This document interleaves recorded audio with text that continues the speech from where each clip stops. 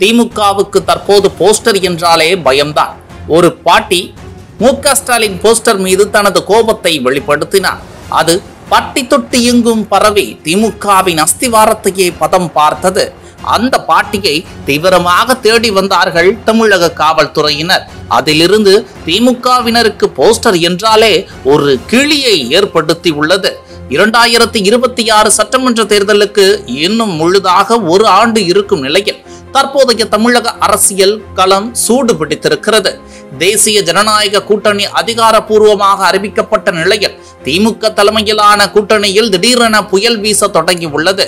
சென்னை மாநகரின் பல பகுதிகளில் காங்கிரஸ் கட்சியினர் ஒட்டிய சுவரொட்டிகளில் ஆட்சியிலும் அதிகாரத்திலும் பங்கு என்ற முழக்கமும், தமிழக காங்கிரஸ் தலைவர் செல்வ பெருந்தகை 2026 துணை முதல்வர் என்ற வாசகமும் இடம்பெற்றிருப்பதால் திமுக கூட்டணியில் பரபரப்பு ஏற்பட்டுள்ளது.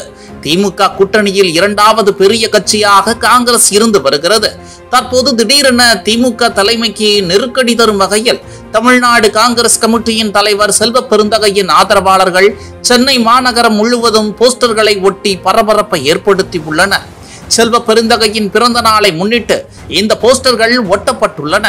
சென்னை மாநகரில் காங்கிரஸ் கட்சியினர் ஒட்டியிருக்கும் இந்த போஸ்டரில் ஆட்சியிலும் பங்கு, அதிகாரத்திலும் பங்கு என்ற முழக்கம் இடம்பெற்றுள்ளது. மேலும் 2026 துணை முதல்வரே என செல்வ பெருந்தகைக்கு வாழ்த்தும் தெரிவிக்கப்பட்டுள்ளது. மறைந்த கவிஞர் காமு ஷெரீப்பின் பேரனும் காங்கிரஸ் மாநில செயலாளருமான கவி காமு ஏவிஎம் ஷெரீப் பெயரில் இந்த சுவரொட்டிகள் ஒட்டப்பட்டுள்ளன. தமிழகத்தில் பாஜகவுடன் அதிமுக கூட்டணி அமைத்து விட்டது. அதிமுக தலைமையிலான கூட்டணியில் பாஜக, பாமக, தேமுதிக மற்றும் சில கட்சிகள் இடம்பெறும் என எதிர்பார்க்கப்பட்டிருக்கிறது.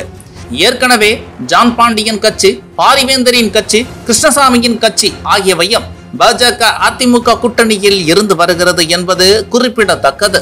இதனால் திமுக கூட்டணியில் இடம்பெற்றிருக்கக்கூடிய கட்சிகளுக்கு போக்கிடம் இல்லை. ஆகையால் திமுக கூட்டணி கட்சிகள் இனி அடக்கித்தான் வாசிக்க வேண்டும் என்கிற நிலைமை இருந்து வந்தது.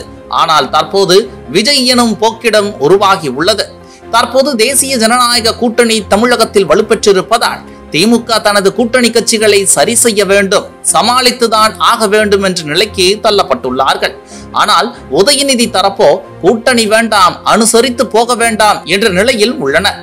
இந்த நிலையில்தான் திமுக கூட்டணியில் கலகத்தை ஏற்படுத்தும் வகையில் காங்கிரஸ் கட்சியினர் ஆட்சியிலும் அதிகாரத்திலும் பங்கு தர கோரி போஸ்டர்கள் ஒட்டி இருப்பது பரபரப்பை கிளப்பிவிட்டது. இதுதான் நல்ல சமயம். திமுகவை வைத்து பிழைப்பு நடத்தும் காங்கிரஸை கழட்டி விட காங்கிரஸ் எங்கும் போக வழி இல்லை.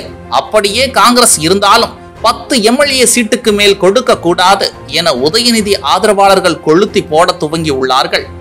காங்கிரஸை கழட்டி விட்டால் காங்கிரஸ் விஜய் பக்கம் சென்றால் திமுகவுக்கு தான் இழப்பு என அறிவாலயம் கருதுகிறது. அது மட்டுமல்லாமல் மாநில கட்சி என்று அங்கீகாரத்துடன் முதல் முறையாக சீமான் சட்டமன்ற தேர்தலில் சந்திக்க இருக்கிறார்.